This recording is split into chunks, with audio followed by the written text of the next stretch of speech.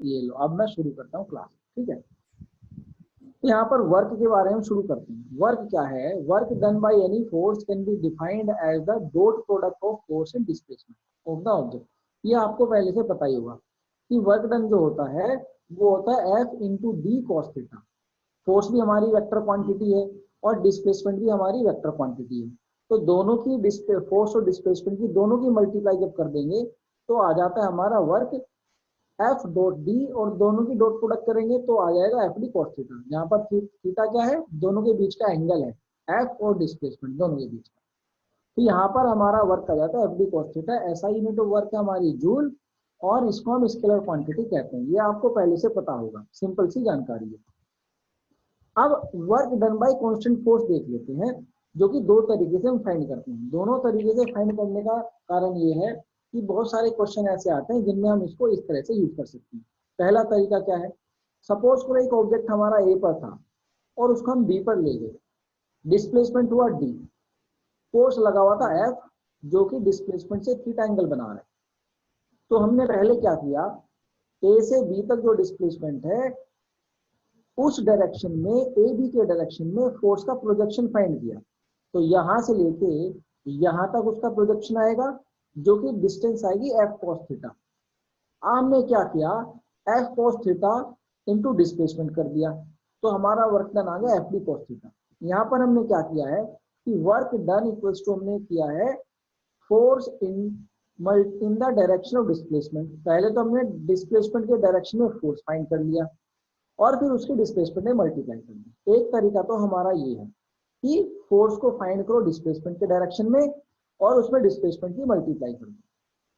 दूसरा तरीका ये है, सेम सिचुएशन है, ए से बी तक ऑब्जेक्ट को ले गए, बी डिस्प्लेसमेंट है, ये हमारा फोर्स एफ लगा हुआ है, दोनों के बीच में एंगल थीटा है। हमने फोर्स का प्रोजेक्शन डिस्प्लेसमेंट के डायरेक्शन में फाइंड करने के बजाय क्या किया, डिस्प्लेसमेंट का डायरेक्शन फोर्स के प्रोजेक्ट डिस्प्लेसमेंट का प्रोजेक्शन फोर्स के डायरेक्शन में फाइंड कर लिया, जो कि आ जाता है हमारा डी कॉस थीटा। फिर हमने क्या किया, force into D cos theta की मल्टीप्लाई कर दी, जो कि आ गया हमारा work F D cos theta. तो यहाँ पर हमने क्या किया है, force multiplied by displacement in the direction of force. दो तरीके से हमने फाइंड किया है, या तो फोर्स को डिस्प्लेसमेंट के डायरेक्शन में फाइंड कर लो, फिर दोनों की मल्टीप्लाई कर दो, जो कि हमने यहाँ किया, या फिर डिस्प्लेसमेंट को फोर्स के डायरेक्शन में फाइंड कर लो, दोनों की मल्टीप्लाई कर दो, जो कि हमने यहाँ किया। दोनों तरीके से हम वर्क डन फाइंड कर सकते हैं। ये होता है work done bye constant force. तो इस तरह का हम काफी सारे क्वेश्चन में इसको यूज करते हैं, या तो हम डिस्प्लेसमेंट को फाइंड करते हैं वर्क के डायरेक्शन में, या डिस्प्लेसमेंट के डायरेक्शन में वर्क फाइंड करते हैं। ठीक है, समझ आ गया यहाँ तक? समझ आया आपको? Yes sir. ठीक है, वेरी गुड। आप एक काम कर सकते हो, चैट में भी लिख के आंसर मुझे कर सकते हो। जैसे मैं अगर आपसे कुछ पूछूं तो आप चैट में लिख के आंसर कर सकते हो मुझे। ठीक है, लिखते। जैसे मैं आपको चैट में लिख के अभी यस यस चैट में लिख के आपको भेज रहा हूं मैं।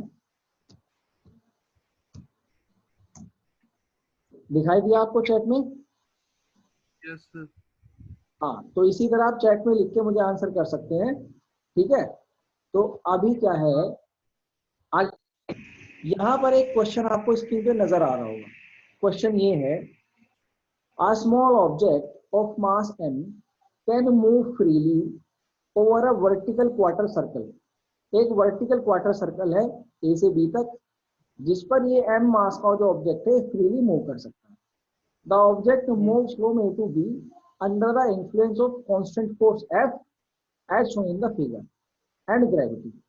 ये जो ऑब्जेक्ट है, ये जो कांस्टेंट फोर्स F है, इसके इन्फ्लुएंस में और ग्रेविटी के इन्फ्लुएंस में ए से बी तक मूव करता है।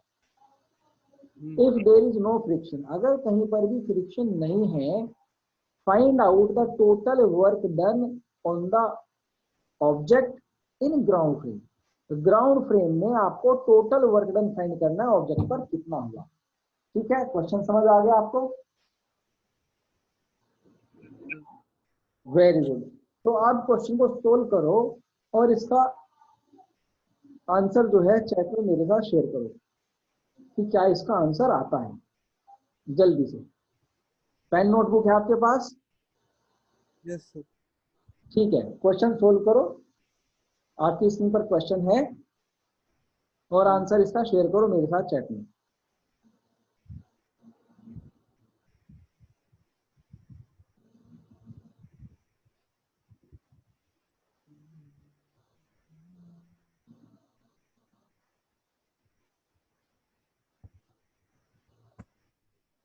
Sir mg√2r। mg√2r दोबारा से चेक करो बेटा, टोटल वर्क डन फाइंड करना है। दो फोर्स लगे हुए हैं, दोनों का टोटल वर्क डन फाइंड करना है। दो फोर्स हैं। हाँ देखो, दो फोर्सेज हैं, बताओ है या नहीं है। टोटल वर्क डन फाइंड करना है।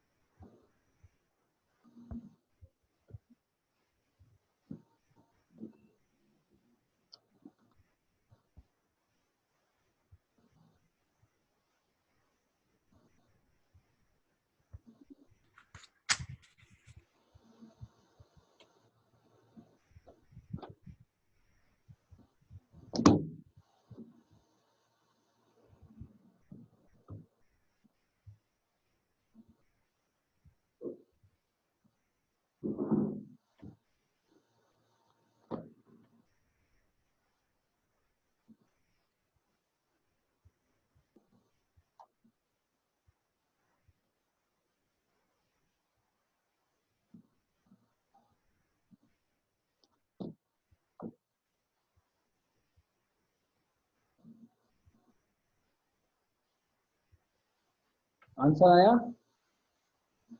Sir mg plus f cos theta into आएगा क्या? F cos theta into L √2r। Into 2r। 2r यहाँ है पर सर। थीटा, थीटा कहाँ से लिया आपने? थीटा कौन सा एंगल है? थीटा इसमें गिवन है ही नहीं। नहीं थीटा नहीं, सॉरी f। क्या कर दिया मैंने, गलती हो गई। चलो ठीक है, सॉल्यूशन देख लेते हैं इसमें, ठीक है। देखो सॉल्यूशन करने हमने कैसे किया, ध्यान से देखेंगे भाई है। देखो दो forces are, two forces are working on the object.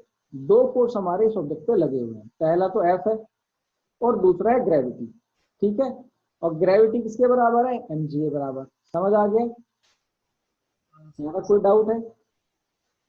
तो नहीं अब जो हमारा ये जो फोर्स है इसको ध्यान से देखेंगे। जो ग्रेविटी है वो नीचे के डायरेक्शन में लगा हुआ है, इस डायरेक्शन में, और जो एफ फोर्स है वो हॉरिजॉन्टल डायरेक्शन में इधर लगा हुआ है। तो हमने जो डेफिनेशन पढ़ी है वर्क डन की वो ये पढ़ी है कि या तो फोर्स हो हमारा इन द डायरेक्शन ऑफ डिस्प्लेसमेंट वो फाइंड करें, या फिर हम फोर्स के डायरेक्शन में डिस्प्लेसमेंट फाइंड करें। तो हमने क्या किया, यहाँ पर ध्यान से देखें, ग्रेविटी के डायरेक्शन में कितना डिस्प्लेसमेंट हुआ है? r। Very good. और फोर्स के डायरेक्शन में कितना डिस्प्लेसमेंट हुआ है? r R. तो फोर्स के डायरेक्शन में आर का डिस्प्लेसमेंट हुआ, ग्रेविटी के डायरेक्शन में आर का डिस्प्लेसमेंट हुआ। तो वर्क डन बाय एफ, जो फोर्स हमारा डब्ल्यू एफ होगा, force into displacement in the direction of force, और वो कितना आएगा? F into R. तो जो फोर्स है उसने वर्क कितना कर दिया हमारा? F into R. सिमिलरली जो वर्क डन बाय ग्रेविटी है वो आएगा force into displacement in the direction of force, उसी तरह से। तो फोर्स है हमारा mg, और mg के डायरेक्शन में डिस्प्लेसमेंट कितना है हमारा? r। तो वर्क डन कितना आ गया? mgr। तो जो टोटल वर्क डन है वो आ गया हमारा wf, work done by force, plus wg, work done by gravity. दोनों को ऐड करेंगे, F R plus mgr equals to हो जाएगा F plus mg into R. समझ आ गया? ठीक है। क्वेश्चन समझ आया आपको? Yes sir. Very good. तो इस तरह से हमने देखा कि जो तरीका है हमारा फोर्स फाइंड करने का, कि भाई डायरेक्शन हो हमारे पास, तो उस डायरेक्शन में अगर हम फोर्स फाइंड करेंगे और डिस्प्लेसमेंट को उससे मल्टीप्लाई करेंगे, जो फोर्स के डायरेक्शन में डिस्प्लेसमेंट है, तो आसानी से वर्क डन फाइंड कर सकते हैं। अब आगे चलते हैं।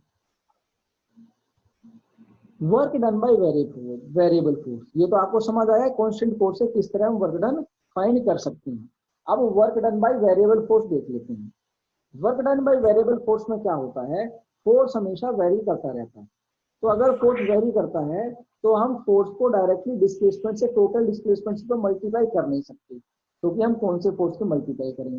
तब क्या करते हैं, हम बहुत छोटे छोटे वर्क डन फाइंड करते हैं थोड़े थोड़े हिस्से के लिए, तो जिसके लिए फोर्स ज्यादा चेंज होता नहीं है। तो उसका डेफिनेशन ये है, if a variable force F works on an object, then a work done by this force to displace the object up to a very tiny displacement dr, बहुत छोटा सा डिस्प्लेसमेंट dr है जिससे हमने ऑब्जेक्ट को displace किया है। तो अगर dr इतना छोटा सा डिस्टेंस है कि हम ये मानते हैं कि वहां पर उसके जो डिस्टेंस है उसके आसपास फोर्स की वैल्यू चेंज नहीं होती है ज्यादा, बहुत इन्फिनिटी स्मॉल डिस्टेंस है, तो जो इन्फिनिटी स्मॉल वर्क डन होगा डी डब्ल्यू वो आएगा हमारा एफ डॉट डी आर, जिसको हम लिख सकते हैं F D R cos theta.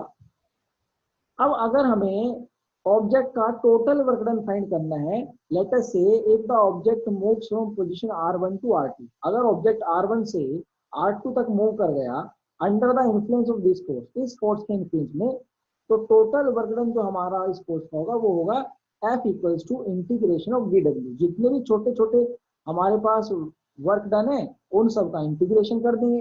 कहाँ से, इनिशियल पोजीशन r1 से लेके r2 के बीच में एफ डॉट डी आर।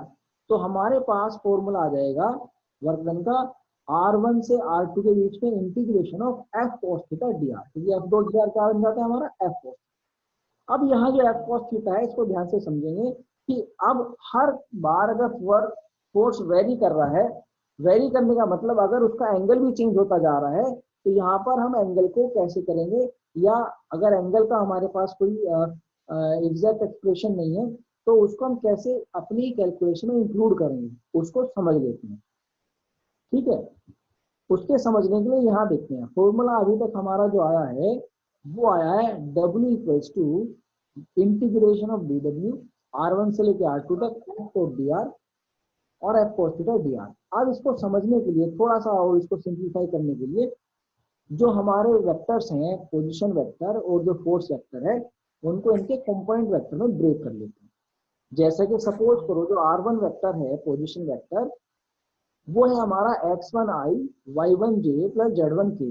आई जे के आपको पता ही है हमारे यूनिट वेक्टर्स हैं x y और z डायरेक्शन में। ये समझ आ गया आपको? ठीक है, इसी तरह r2 को हम देख लेते हैं x2i plus y2j plus z2k, ये हमारा फाइनल पोजीशन वेक्टर है। फोर्स को भी हमने से कंपोनेंट में ब्रेक कर लिया। लेटेस्ट से जो फोर्स है वो आ गया हमारा एफ एक्स आई प्लस एफ वाई जे प्लस एफ जेड के, और जो डी आर है स्मॉल डिस्प्लेसमेंट है, सपोज करो इस स्मॉल डिस्प्लेसमेंट का एक्स कंपोनेंट डी एक्स है और वाई कंपोनेंट डी वाई है और जेड कंपोनेंट डी जेड है। तो डी आर की जो वैल्यू आएगी वो आएगी डी एक्स आई प्लस डी वाई जे प्लस डी जेड के। अब अपना फॉर्मूला यहाँ पर यूज कर लेते हैं, एफ इक्वल्स वर्क डन जो है हमारा वो आ जाता है r1 से r2 के बीच में इंटीग्रेशन किसका, ये तो पूरा एफ आ गया एफ डॉट डी आर। अब अगर हमें यहाँ पर डॉट प्रोडक्ट परफॉर्म करूंगा तो ध्यान से देखना, आई डॉट आई मेरा वन हो जाएगा, एफ एक्स डी एक्स आएगा प्लस आई के साथ बाकी सारे डॉट प्रोडक्ट जीरो हो जाएंगे, एफ वाई डी वाई आएगा, बाकी सब डॉट प्रोडक्ट जीरो हो जाएंगे, एफ जेड डी जेड आएगा, बाकी सब डॉट प्रोडक्ट जीरो हो जाएंगे। ये तो आपको पहले से पता ही होगा। ठीक है बेटा, ये समझ आया यहाँ तक आपको? समझ आया है? Yes sir. Very good. तो अब ये जो हमारे पास जो सिंपल इंटीग्रेशन था वो तीन इंटीग्रेशन में डिवाइड हो गया। एक इंटीग्रेशन है एक्स डायरेक्शन में, दूसरा है वाई डायरेक्शन में और तीसरा है जेड डायरेक्शन में। तो तीनों को अलग अलग लिख लेते हैं। एक्स डायरेक्शन में इंटीग्रेशन होगा तो एक्स इनिशियल पोजीशन x1 है और फाइनल एक्स की पोजीशन x2 है, तो x1 से x2 तक f x dot d x. Similarly y direction में y1 से y2 तक एफ वाई डी वाई और z डायरेक्शन में z1 से z2 तक f z dot d Z. ये आ गया हमारा टोटल वर्क डन बराबर work done in z x direction, work done in y direction and work done in z direction.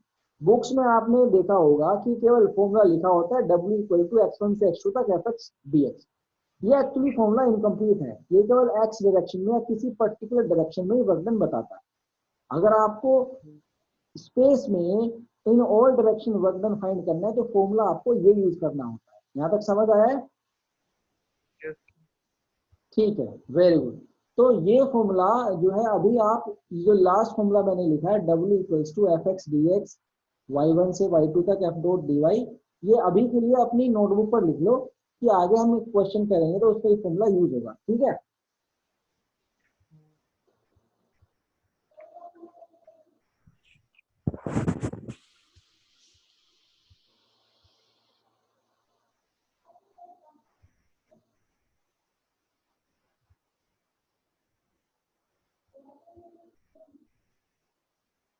लिख लिया। लिख लिया, वेरी गुड। अब आगे चलते हैं। क्वेश्चन है ये, एक एक क्वेश्चन है an object is displaced from R1 position है 2i plus 2j plus 3k in metre to R2, final position R2 है i minus 2j plus 4k by a force F जो कि है i plus j plus k newton में। Initial position, final position और force जिसकी वजह से हमने डिस्कस किया है। Find out the work done by this force on the object. Object पर इस फोर्स ने कितना वर्क डन किया वो आपको फाइंड करना है। जल्दी से ये क्वेश्चन करो और मुझे इसका आंसर बताओ। सर ये R1 R2 तो वो है ना जो इंटीग्रेशन की लिमिट थी। हाँ, ये इंटीग्रेशन की लिमिट थी, लेकिन ध्यान से देखो यहाँ पर फोर्स वेरिएबल नहीं है, कांस्टेंट फोर्स है। हाँ तो sir FR2 minus FR1। F_R2 minus F_R1, हाँ बिल्कुल ये भी कर सकते हो। तो ये कांस्टेंट फोर्स में सीधा सीधा आप F डॉट डी आर करते हैं, F डॉट डी करते हैं तो डायरेक्टली पहले तो डिस्प्लेसमेंट फाइंड कर लो R2 माइनस R1 करके, डिस्प्लेसमेंट आ जाएगा तो फिर फोर्स से डायरेक्टली उसका डॉट प्रोडक्ट कर दो तो वर्क डन आ जाएगा। तो ये वर्क डन आपको फाइंड करना है, जल्दी से इसको फाइंड करो और मुझे इसका आंसर बताओ। तो अभी आपने क्या बोले वो रिपीट करना। भाई इनिशियल और फाइनल पोजीशन गिवन है। हाँ अब इनिशियल और फाइनल पोजीशन से अगर आपको डिस्प्लेसमेंट फाइंड करना हो तो कैसे करेंगे? Final position sir. Minus initial position, यही तो करते हैं। Yes sir. तो हाँ यही कहते डिस्प्लेसमेंट आ गया। अब हैं। डिस्प्लेसमेंट फाइंड करके आपको क्या करना है? उसका work done by dot product constant कर डॉट प्रोडक्ट करनी है। ठीक है, तो हाँ। सीधा सीधा वर्क डन आपके पास आ जाएगा। तो जल्दी से वर्क डन फाइंड करो और मुझे बताओ कितना वर्क डन आता है।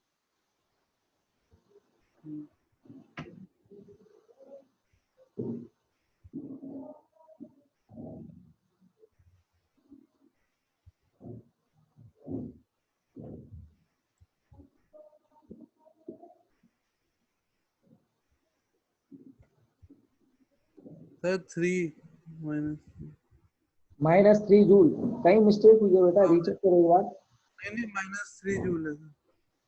-3 जूल, एक बार रीचेक करो। ठीक सर R2 माइनस R1 ही करेंगे ना। हाँ देखो, हमेशा याद रखना अगर कोई भी डिफरेंस फाइंड करते हैं किसी भी क्वांटिटी का तो फाइनल माइनस इनिशियल वैल्यू करते हैं, हमेशा याद रखना। हमेशा अगर हमें वेलोसिटी का डिफरेंस फाइंड करना है तो भी, एक्सेलरेशन का डिफरेंस फाइंड करना है, फोर्स का डिफरेंस फाइंड करना है, या किसी भी क्वांटिटी का डिफरेंस फाइंड करना है तो हमेशा फाइनल माइनस इनिशियल करते हैं। तो final value minus initial value, that would be a change of that quantity. तो चेंज इन पोजीशन आता है हमारा डिस्प्लेसमेंट, तो फाइनल माइनस इनिशियल करेंगे। सर हाँ 4 आ रहा है, भाई, 4 माइनस। -4 है ना, वेरी गुड, बिल्कुल सही आंसर। देखो सोल्यूशन देख लो। वो पिछली बार वो मैंने गलती से +1 को +2 ऐड कर दिया था। अच्छा कोई बात नहीं, तो सोल्यूशन देख लेते हैं। सोल्यूशन है f dot d, f equals to f dot R2 minus R1 किया, एफ डॉट ये R2 है, ये R1 है, तो R2 से R1 माइनस करेंगे तो हमारा जो वेक्टर आएगा आएगा -i minus 4j plus F के साथ इस वेक्टर की डॉट प्रोडक्ट करेंगे, आई प्लस जे प्लस के डॉट माइनस आई माइनस फोर जे प्लस के आ जाएगा -1 -4 +1, आंसर आ जाएगा -4। ठीक है, अब ये जो आंसर हमारा नेगेटिव में आया है वर्क डन का, इसका मतलब क्या है समझेंगे थोड़ी देर के बाद। अभी हम इसको थोड़ा यहीं पर समझ लेते। नेगेटिव 4 जूल फोर्स जो है वो जो आएगा कि -जूल क्यों आता है वर्क अपोजिट डायरेक्शन में, वो यहाँ पर है नहीं, क्योंकि देखो ध्यान से यहाँ पर फोर्स के और डिस्प्लेसमेंट के बीच में जरूरी नहीं है कि 180 डिग्री का एंगल हो, है ना भाई। अभी तक आपने क्लासेस में, छोटी क्लासेस में यही तो पढ़ा था कि फोर्स और डिस्प्लेसमेंट के बीच में जब 180 डिग्री का एंगल होता है तो वर्क डन नेगेटिव होता है ना। लेकिन यहाँ पे क्या है, वर्क डन इन दोनों के बीच में एंगल 180 डिग्री का है नहीं, बताओ है क्या? नहीं है ना, लेकिन वर्क डन फिर भी नेगेटिव आ रहा है। तो एक्चुअली इसका रीजन ये नहीं है कि कोस 180 होगा तभी वर्क डन नेगेटिव आता है। इसका रीजन ये है कि किसी, अब यहाँ पर एक्स डायरेक्शन में वर्क डन कितना हुआ है, नेगेटिव। वाई डायरेक्शन में वर्क डन कितना हुआ है, नेगेटिव। जेड डायरेक्शन में वर्क डन हुआ है, पॉजिटिव। समझ आ गया? तो अलग अलग डायरेक्शन में अलग अलग वर्क डन हुआ है, इस वजह से टोटल वर्क डन हमारा ये आया है। नेगेटिव वर्क डन का मीनिंग ये नहीं होता कि थीटा इक्वल टू 180 डिग्री होना चाहिए, ये एक्चुअली छोटी क्लासेस में हमें बताते हैं, बट ये अपने आप में एक इनकम्प्लीट स्टेटमेंट है। नेगेटिव वर्क डन का मीनिंग क्या होता है अभी हम एनर्जी की डेफिनेशन के बाद सीखेंगे। ठीक है, तो इसको अभी हम अपना थोड़ा क्वेश्चन को साइड में रख लेते हैं कि नेगेटिव वर्क डन का मतलब क्या होता है। ठीक है, ठीक है। आगे चलते हैं। एक क्वेश्चन ये है, यहाँ पर देखो पिछले क्वेश्चन में फोर्स हमारा कांस्टेंट था, कांस्टेंट फोर्स था। इस क्वेश्चन में फोर्स हमारा वैल्यू, फोर्स की जो हमारे पास वैल्यू है वो है 2x² आई प्लस वाई जे प्लस जेड² के। यहाँ पर ध्यान से देखो, एक्स कंपोनेंट फोर्स का एक्स के साथ वेरी कर रहा है, वाई कंपोनेंट वाई के साथ और जेड कंपोनेंट जेड के साथ वेरी कर रहा है। Works on a particle to move it from 3i + 2j - k। Particle को ये R1 पोजीशन आ गई 3i + 2j - k to a new position 4i + 5j + 2k, ये नई पोजीशन आ गई। Find out the work done by this force. इस force का work done आपको find करना है। इस क्वेश्चन को आपको ट्राई करना है, ट्राई करो, क्वेश्चन है आपकी स्क्रीन पर। और ध्यान सर रखना, ये जो दो दे रखे हैं पोजीशन, ये इस बार वो होंगे ना, ये हमारी ये इनिशियल लिमिट पोजीशन है और ये फाइनल पोजीशन है, क्योंकि जहां से शुरू किया वो इसमें तो इनिशियल सर पोजीशन हो गई। इसमें तो इंटीग्रेट करना है ना। और यहाँ जो ये फाइनल के, हाँ ये R1 और R2 है। ये देखो, इसमें आप क्वेश्चन को रटने की कोशिश मत किया करो, आप क्वेश्चन को ये समझो कि भाई इसका कंसेप्ट क्या है, इनिशियल पोजीशन से फाइनल पोजीशन की तरफ हमें जाना है। तो इनिशियल पोजीशन ये है और ये फाइनल पोजीशन। अब आपको जो है अपना फॉर्मूला वेरिएबल फोर्स वाला फॉर्मूला यूज करना है, जिससे कि आपका आंसर आ जाए। और आंसर आप मेरे साथ शेयर करो कितना आंसर आपका आता है।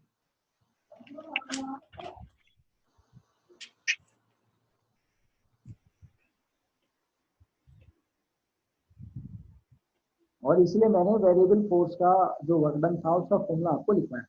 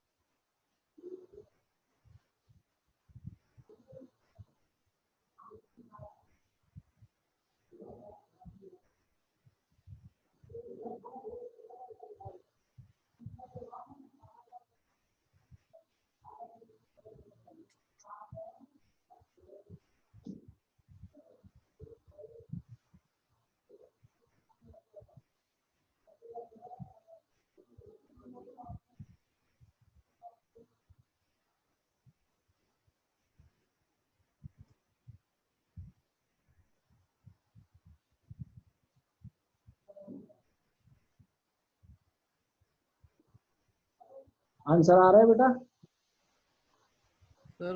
सर फ्रैक्शन में है क्या? हाँ, कोई बात नहीं, फ्रैक्शन में ले आओ, कोई दिक्कत नहीं है। आ रहा है।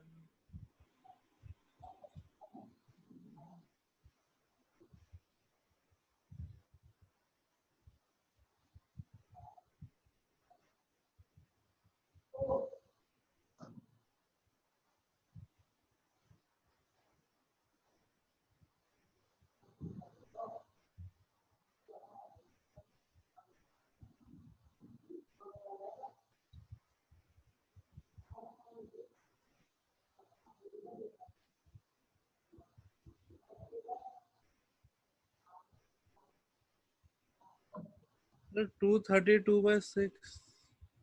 232/6 बहुत क्लोज है। मुझे लगता है कि बस कोई माइनर सी मिस्टेक आपकी हुई है, देख लेते हैं आंसर एक बार। ठीक है, देखो सोल्यूशन हमारा ये है। सर यही सोल्यूशन में, लिया एग्जैक्ट। ओ 2 का क्यूब है। अच्छा अच्छा। ठीक है। सर अरे जेड का स्क्वायर होता। अच्छा ठीक है। हाँ, जेड का स्क्वायर होगा ना। सर वो हाँ अच्छा बोलो। मैं सिर्फ जेड लिख दिया, बस गलती हो अच्छा, गई। आपने जेड लिख दिया था, ओके ओके। क्वेश्चन में हमारा जेड स्क्वायर है, ये यहाँ पर ये ओ जेड। सॉरी, दिखा नहीं था मुझे। चलो ठीक, कोई बात नहीं। ये तो इस फोन तरह थोड़ा से छोटा हमारा है। ये सोल्यूशन आ जाता है। सोल्यूशन को एक बार देख लेते हैं कि हमने क्या किया। फॉर्मूला हमारा ये है, R1 से R2 के बीच में F डॉट डी आर कर दिया, और अलग अलग एक्स वाई और जेड डायरेक्शन के अलग अलग वर्क डन लिख दिए। x1 से x2 तक f x dot d x, y1 से y2 तक f y dot d y, z1 से z2 तक f z dot d z. F x की वैल्यू हमारी 2x² है, एफ वाई की वैल्यू y है, और एफ जेड की वैल्यू z है।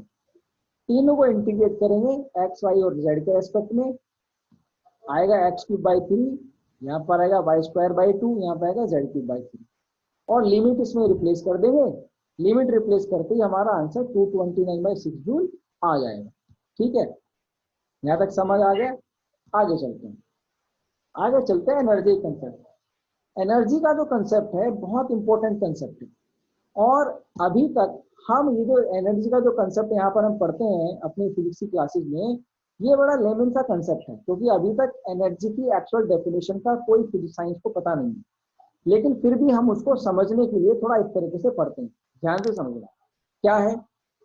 Energy can be defined as the capability of doing work of any object is known as the energy of the object. SI unit of energy same as work, that is joule. तो joule है। अब ये joule energy का unit क्यों है, work done में क्यों है, इसको समझ लेते हैं। सपोज करो हमारे पास कोई ऑब्जेक्ट है जिसके पास एनर्जी एक्स है। यहाँ पर इसकी एनर्जी कितनी है, एक्स, मतलब वो एक्स काम करने की कैपेबिलिटी इसके अंदर है। उसने कुछ काम कर दिया वाई, तो अगर वाई कर दिया कुछ, एनर्जी की खर्च हो गई, काम करने की कैपेबिलिटी कम रह गई। तो अगर उसने वाई काम कर दिया, work done by the object is positive, अगर पॉजिटिव है और वाई उसने कुछ वर्क डन कर दिया है, तो अब जो उसके पास एनर्जी बचेगी वो बचेगी x-1। तो object with left with energy x-1। इस एग्जाम्पल से हमें क्या समझ आता है, समझ ये आता है कि work done by any object अगर पॉजिटिव है, energy moves from the working object to the object worked upon. अगर work done by object positive है तो एनर्जी उस वर्किंग एजेंट से उस ऑब्जेक्ट की तरफ मूव कर जाती है जिस पर काम किया जा रहा है। दूसरा, इसी के अपोजिट अगर work done by the object negative होगा, तो एनर्जी जो है वर्किंग ऑब्जेक्ट की तरफ मूव करेगी, कहां से, जिस ऑब्जेक्ट पर वर्क किया गया। मतलब अगर ये work done by this object negative होता तो क्या होता, इसकी एनर्जी बढ़ जाती।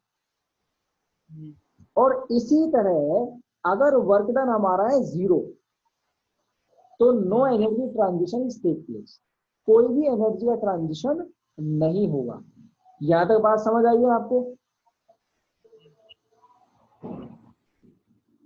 समझ आई है बेटा? Yes sir. अब यहाँ पर एक खास पॉइंट हम समझ लेते हैं। मैंने इसको 2 स्टार ला के लिखा है, ये बड़ा इंपॉर्टेंट पॉइंट है। पॉइंट ये है work is only transition of energy from the working object to the object worked upon through the point of action. मतलब हमने देखा वर्क क्या है, वर्क एक्चुअली एनर्जी का ट्रांजिशन है एक ऑब्जेक्ट से दूसरे ऑब्जेक्ट की तरफ। तो जो ऑब्जेक्ट काम कर रहा है वहां से जिसके ऊपर काम हो रहा है उसकी तरफ एनर्जी का ट्रांजिशन है। और किसके थ्रू होगा ट्रांजिशन? पॉइंट ऑफ एक्शन के थ्रू। और पॉइंट ऑफ एक्शन क्या होता है? Point of action is the point where the working force is applied. जहां पर वर्किंग फोर्स अप्लाइड होता है उस पॉइंट को कहते हैं पॉइंट ऑफ एक्शन।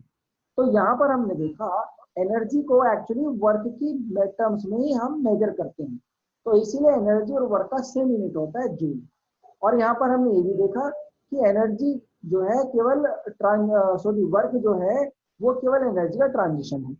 अब एक एग्जांपल ले लेते हैं, इस एग्जांपल को भी ध्यान से समझना। यहाँ पर भी हमारा एक बढ़िया कंसेप्ट क्लियर होगा। सपोज करो एक आदमी है जो इस वॉल पर फोर्स लगा रहा है। पॉइंट ऑफ एक्शन क्या है? ये हाथ जहां पर ये उसने वॉल को टच किया हुआ है, इस वॉल को टच करते हुए ये इसको पुश कर रहे हैं। अब यहाँ पर ये जो पॉइंट ऑफ एक्शन है इसके अक्रॉस कोई भी एनर्जी का ट्रांजिशन नहीं हो रहा, क्योंकि ना तो वॉल की एनर्जी बढ़ रही है ना ही वॉल की एनर्जी कम हो रही है।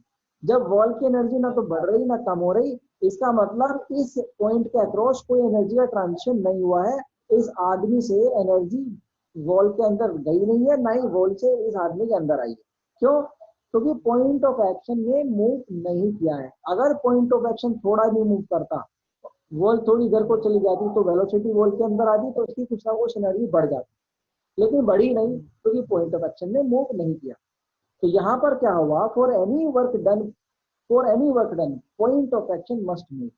अगर कोई भी वर्क डन होगा तो पॉइंट ऑफ एक्शन का तो मूव होना चाहिए, तभी हम बोलेंगे कि वर्क डन हुआ या फिर एनर्जी का ट्रांजिशन हुआ।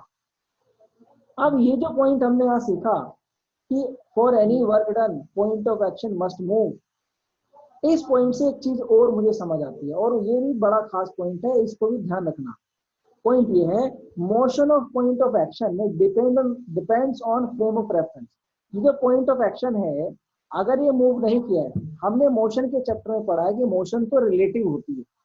तो ये जो motion of the point of action है that motion must also be relative, और रिलेटिव है तो फ्रेम ऑफ रेफरेंस पे डिपेंड करती है।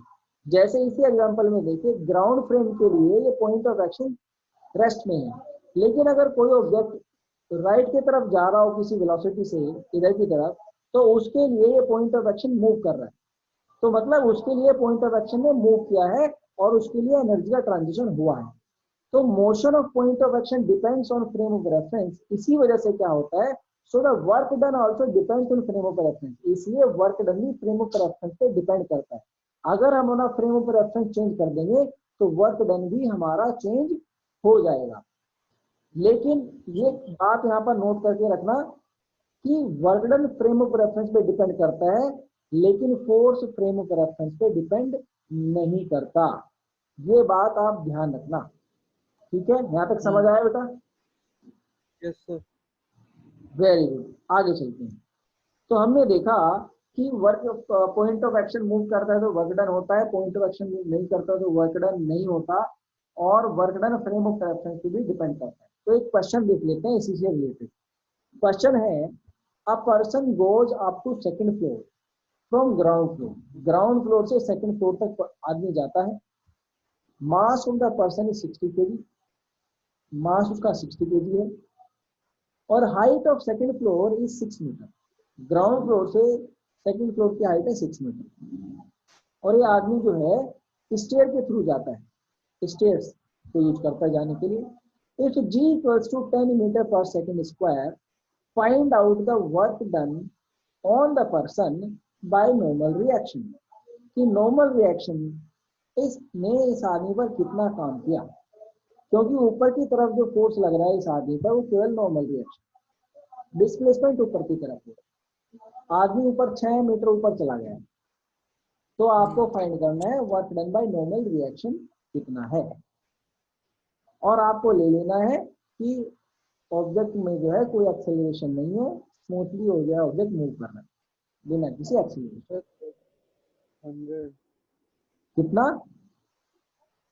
60 kg मास है बेटा।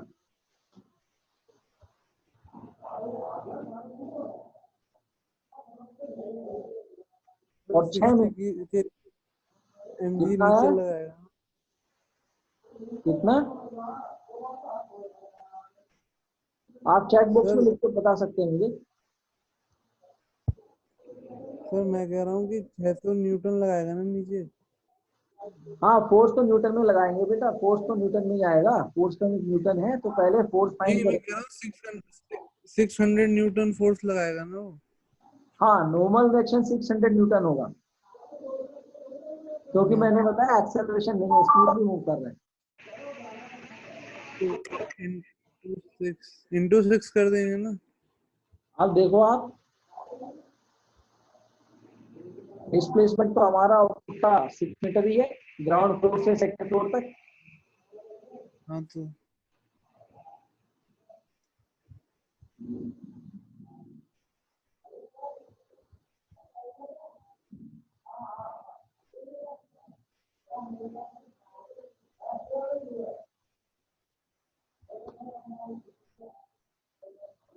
आंसर आया?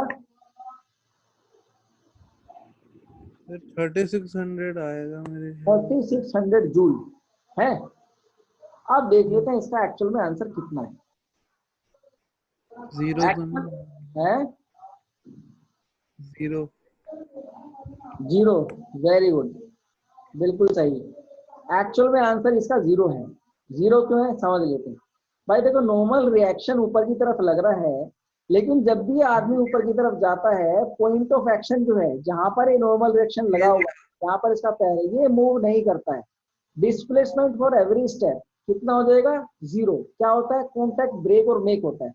यहाँ पर कॉन्टैक्ट ब्रेक होगा तो नॉर्मल रिएक्शन 0 हो जाएगा।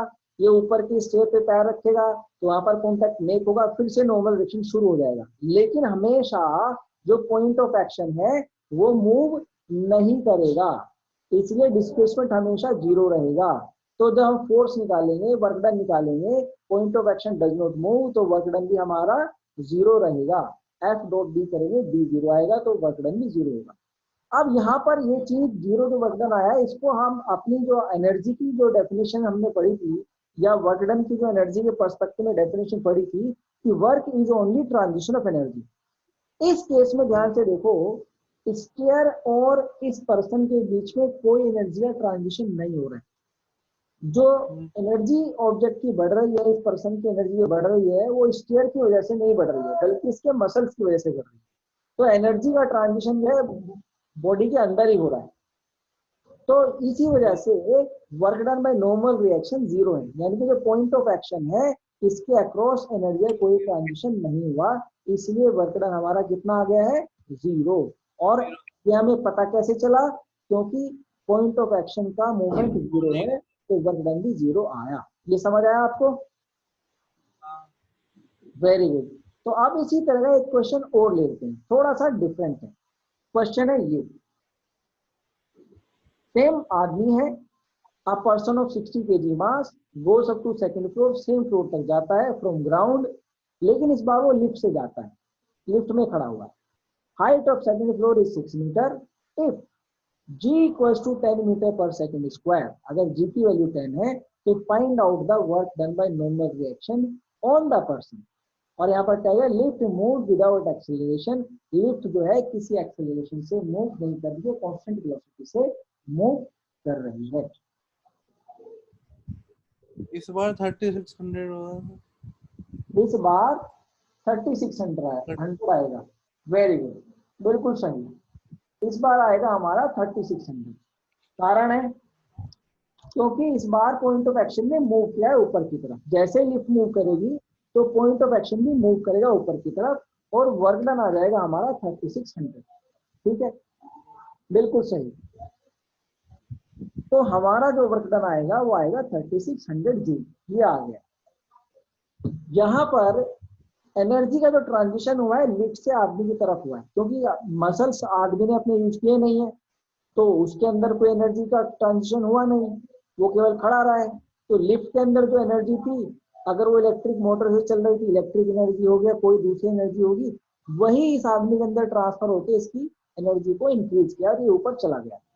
अब इसी वर्क डन को अगर मैं आपसे पूछूं कि work find out the same work done for same situation, but यहाँ पर फ्रेम ऑफ रेफरेंस आपका लिफ्ट, कि लिफ्ट के फ्रेम से देखने पर इस नॉर्मल जीरो है, वर्क डन कितना होगा वो फाइंड करना है। तो वो कितना आया है? जीरो। 0। बिल्कुल सही। 0 क्यों आया है? क्योंकि अगर मैं लिफ्ट से देखूंगा तो लिफ्ट से देखने पर जो डिस्प्लेसमेंट है वो हमारा 0 होगा। और 0 होगा क्यों? क्योंकि लिफ्ट से देखने पर ये आदमी के रेस्ट में होकर नजर आएगा, तो डिस्प्लेसमेंट होगा 0। नॉर्मल रिएक्शन तो 600 न्यूटन ही होगा, डिस्प्लेसमेंट 0 होगा, तो लिफ्ट के फ्रेम से देखने पर वर्क डन आएगा 0। तो यहाँ पर मुझे ये भी पता चला कि जैसे ही मैंने अपना फ्रेम रेफरेंस चेंज किया मेरा वर्क डन भी चेंज हो गया। Very good. अब चलते हैं आगे। आगे हमारा काइनेटिक एनर्जी। तो काइनेटिक एनर्जी में देख लेते हैं। काइनेटिक एनर्जी हमारी energy of any object by virtue of its motion, उसकी मोशन की वजह से जो भी एनर्जी किसी ऑब्जेक्ट के अंदर होती है उसको कहते हैं kinetic energy of the object. इसको समझ लेते हैं। फॉर्मूला आपने पहले भी इसको डेरिवेट किया होगा, छोटी छोटी क्लासेस में आसानी से पढ़ लेते हैं, एक बार यहाँ भी इसको रिवाइज कर लेते हैं। सपोज करो हमारे पास एक ऑब्जेक्ट है जिसका मास है m, इनिशियल वेलोसिटी 0 है, और अगर इनिशियल वेलोसिटी 0 है, काइनेटिक मोशन 0, काइनेटिक पोजीशन 0 है, तो उसका काइनेटिक एनर्जी भी 0 होगी क्योंकि उसके अंदर कोई मोशन नहीं है। वो ए पोजीशन पर है, एफ फोर्स लगाया और बी पोजीशन तक वो ऑब्जेक्ट आ जाता है। यहाँ पर आने पर कुछ वेलोसिटी गेन कर लेता है, लेटर से v वेलोसिटी उसने गेन कर ली, मास उसका एम ही रहता है, और यहाँ पर उसकी कुछ काइनेटिक एनर्जी उसके अंदर आ गई होगी क्योंकि उसके पास अब वेलोसिटी आ गई है, मोशन आ गई। अब कितनी काइनेटिक एनर्जी उसके पास आई है वो हमें फाइंड करना है। तो अगर ये ऑब्जेक्ट किसी भी ग्रेविटी फ्री स्पेस में रखा है और केवल एफ फोर्स इस पर काम कर रहा है, तो यहाँ तक आने में इसकी जो पोजीशन में चेंज आया केवल वेलोसिटी में चेंज आया, मास भी इसका वैसा ही है, बाकी सब कंडीशन इसकी वैसी ही। तो अगर वेलोसिटी में चेंज आया तो यहाँ तक आने तक केवल और केवल इसकी काइनेटिक एनर्जी बढ़ी है। तो मतलब अगर किसी वर्किंग एजेंट ने इस पर काम किया और वर्किंग एजेंट से एनर्जी इसके अंदर ट्रांसफर हुई, तो वो एनर्जी ट्रांसफर हुआ वर्क डन के बराबर, और वही वर्क डन इसमें स्टोर हो गया काइनेटिक एनर्जी के फॉर्म में। तो work done by force equals to f d cos theta, positive होगा। और जो वर्क डन है अगर पॉजिटिव है तो energy got transferred from the working agent to the object, इस ऑब्जेक्ट के अंदर एनर्जी ट्रांसफर हुआ, और this energy stored in the form of kinetic energy, और यही काइनेटिक एनर्जी फॉर्म में स्टोर हो गई। अब ये काइनेटिक एनर्जी निकालने का तरीका सिंपल है, वर्क डन फाइंड कर लो, काइनेटिक एनर्जी ऑब्जेक्ट की आ जाएगी। वर्क डन होगा एफ डॉट डी, क्योंकि दोनों एक ही डायरेक्शन में है तो cos 0 हो जाएगा हमारा 1, एफ की जगह एम ए लिखेंगे, डी की जगह v square minus v square upon q लिखेंगे, कहाँ से? थर्ड इक्वेशन ऑफ मोशन से, और ए से ए कैंसिल होगा, तो काइनेटिक एनर्जी हमारे पास आ जाएगी half m v square. U यहाँ पर 0 है तो यू की टर्म यहाँ से खत्म हो जाएगी। फॉर्मूला आपने बहुत पहले से पढ़ा हुआ है, तो ज्यादा इसको ज्यादा समझने की जरूरत है नहीं। आगे चलते हैं अपनी वर्क एनर्जी थ्योरम की तरफ। वर्क एनर्जी थ्योरम का जो स्टेटमेंट है इसको बड़े ध्यान से समझना, और ये बहुत इंपॉर्टेंट और काफी जगह इसको काम में लाती है। वर्क एनर्जी थ्योरम का स्टेटमेंट हमारा ये है कि total work done bye all forces applied on an object, अगर किसी ऑब्जेक्ट पर एक से ज्यादा फोर्सेस या बहुत सारे फोर्सेस काम कर रहे हैं, तो चेंज इन काइनेटिक, जो टोटल वर्क डन होता है by all the forces is equals to change in kinetic energy of the object, वो ऑब्जेक्ट की काइनेटिक एनर्जी में चेंज के बराबर होता है, जो कि हमारा आ जाता है v square equals to u square plus 2as। ये हमारी थर्ड इक्वेशन मोशन में लिखी है। अब ये जो स्टेटमेंट है इसको प्रूव कर लेते हैं। दोनों साइड में हाफ एम की मल्टीप्लाई करेंगे तो हमारे पास आ जाएगा half m u square minus half m u square equals to m a s, u square को लेफ्ट हैंड साइड में ले आएंगे, तो half m u square minus half m u square आ जाएगा।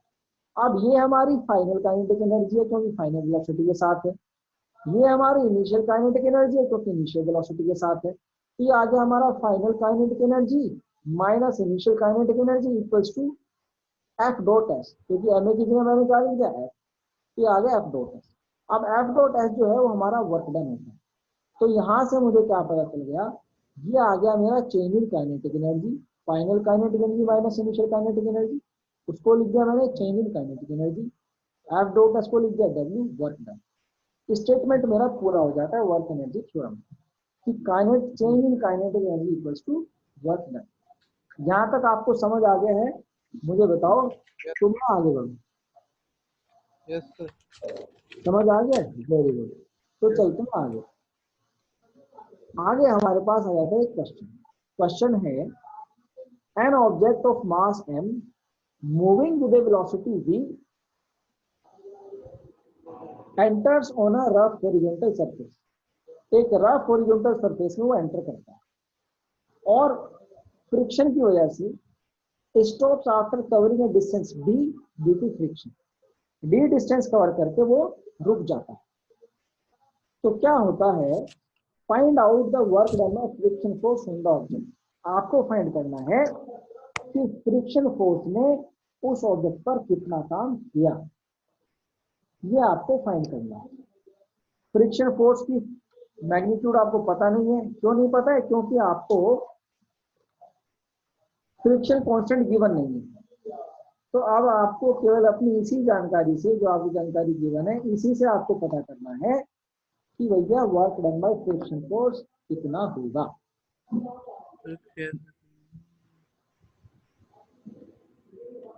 जल्दी से आप पता करें। हिंट आपके लिए ये है, यहाँ पर वर्क एनर्जी हम यूज करेंगे।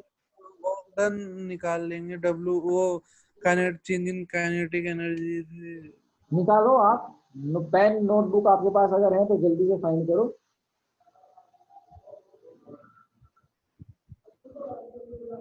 और आंसर मुझे बताओ।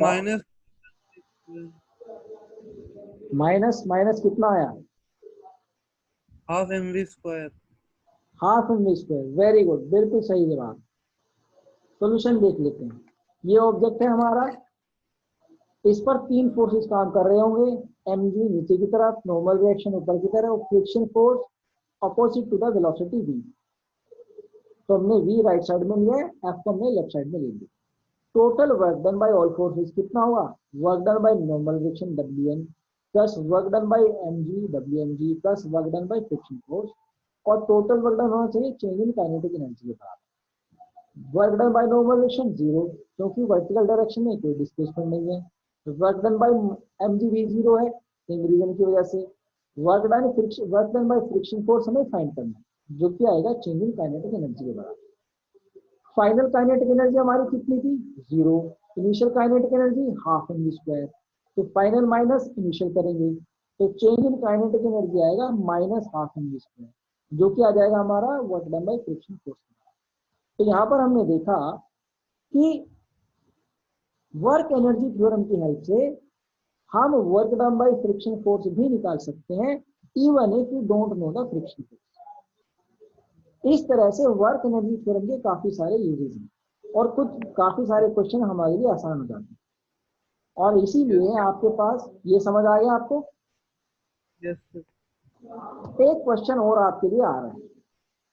क्वेश्चन है ये, यहाँ पर जो क्वेश्चन है वो क्वेश्चन ये है, a force F equal to KT is working on an object of mass m। यहाँ पर K जो है वो पॉजिटिव कांस्टेंट है और T हमारा टाइम है। तो ये हमारा एक वेरिएबल फोर्स है। और क्या है? where T is time and K is a positive constant if the object initially was at rest and no other forces are working on the object। अगर अकेला यही फोर्स ऑब्जेक्ट पर लगा हुआ है और इनिशियली ऑब्जेक्ट रेस्ट में है और कोई फोर्स इस पर लगा हुआ नहीं है, फोर्स का डायरेक्शन कांस्टेंट है, एक ही डायरेक्शन में लगा हुआ है, केवल उसका मैग्नीट्यूड चेंज हो रहा है टाइम के साथ। Find out the work done by the force on the object in first 2 second. पहले 2 सेकंड में आपको वर्क डन फाइंड करना है ऑब्जेक्ट के ऊपर कितना होगा अगर हमारा variable force F equals to KT। Solve question ये है, जल्दी से सॉल्यूशन ट्राई करो क्वेश्चन का। हिंट आपके लिए ये है कि यहाँ पर हम वर्क एनर्जी थ्योरम का यूज करेंगे क्योंकि वेरिएबल फोर्स है और डिस्प्लेसमेंट भी हमें गिवन नहीं है। कैसे यूज करना है आपको सोचना है। जल्दी से ट्राई करो और आंसर मेरे साथ शेयर करो कितना आ रहा है। और अगर नहीं हो पा रहा है तो भी आप मुझसे पूछो, सो दैट हम इसको देख सकें क्या आप ये कर पा रहे हैं या नहीं कर पा रहे। वर्क डन निकालना है, तो वर्क डन सर क्या आएगा? के तो नहीं आएगा, ऐसे अंदाजा लगाना नहीं, अंदाजे से नहीं हो टू पाएगा। के टू के ठीक है, सर, टू के टू के भी नहीं आएगा, अंदाजा अंदाजा कुछ नहीं होता है। प्रॉपर सोल्यूशन करो भाई, अंदाजा नहीं, तुक्का नहीं चलेगा कोई भी। अंदाजा नहीं। है, ट्राई करो, चलो 1 मिनट और, 1 मिनट और आपको देता हूँ ट्राई करने के लिए।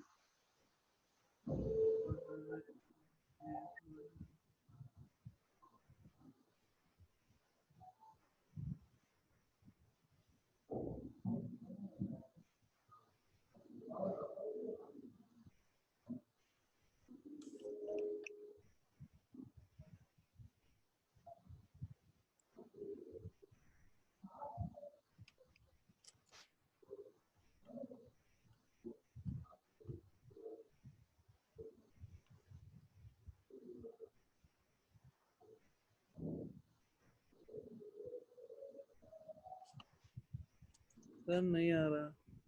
नहीं आ रहा है, चलो ठीक, देख लेना एक बार कैसे हुआ। ठीक है, देखो सोल्यूशन है ये हमारा, ध्यान से समझेंगे भाई। हमारे पास है फोर्स F इक्वल टू के टी। के टी को हमने लिख दिया एम ए इंटू के टी, फोर्स की जगह एम ए लिख दिया। अब इसको हम लिख सकते हैं a equal to k upon m into t. जो एक्सेलरेशन है, एक्सेलरेशन को मैं लिख सकता हूँ d v by d t equal to k upon t. अब ये जो इक्वेशन है, ये वेलोसिटी और टाइम के बीच में रिलेशनशिप मुझे दे सकती है। तो अगर किसी टाइम पर मुझे उसकी वेलोसिटी पता चल जाए तो मैं उसकी काइनेटिक एनर्जी फाइंड कर सकता हूँ, और काइनेटिक एनर्जी पता चलेगी तो change in kinetic energy find कर सकता हूँ, और चेंज इन काइनेटिक एनर्जी पता चलेगा तो वर्क डन भी फाइंड कर सकता हूँ, क्योंकि केवल एफ फोर्स ही इस पर लगा हुआ है। तो वही मैं यहाँ पर करूंगा, इक्वेशन को वेरिएबल सेपरेबल फॉर्म में लिख दिया है, dv equals to k upon m t into d t. दोनों साइड से इंटीग्रेट करूंगा, क्योंकि केवल पहले 2 सेकंड का वर्क डन फाइंड करना है। तो 0 से लेकर 2 सेकंड के बीच में इंटीग्रेट करूंगा, 2 सेकंड के बाद की वेलोसिटी मुझे चाहिए। सर आंसर नहीं दिख रहा, टू के स्क्वायर के नीचे के। ये आप दिखाई दिया। हाँ देखो। तो यहाँ पर मेरे पास v की वैल्यू आ जाती है k upon m t square by 2, 0 से 2 के बीच में वेलोसिटी लिमिट मैं इसमें रिप्लेस करूंगा, तो v की वैल्यू आ जाएगी k upon m 2 square by 2 और इक्वल टू 2 के अपॉन एम।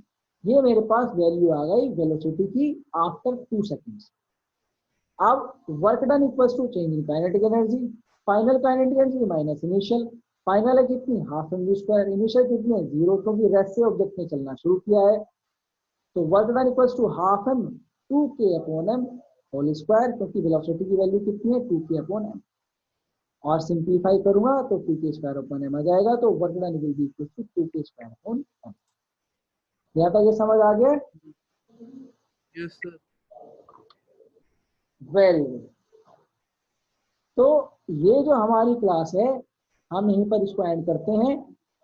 वर्क एनर्जी में हमने यहाँ तक काइनेटिक एनर्जी की और वर्क एनर्जी थ्योरम समझ ली। अब नेक्स्ट क्लास में जो हम पढ़ेंगे स्पेशल कैटेगरी ऑफ फोर्सेस के बारे में, पोटेंशियल एनर्जी के बारे में और पावर के बारे में। तो आज ही क्लास में क्या आपको सभी कुछ अच्छे से समझ आया है? Yes sir. Very good. तो मैं ये क्लास जो है एंड कर रहा हूँ यहीं पर, और मैं आपको इसके नोट्स भेज दूंगा। ठीक है? ठीक है।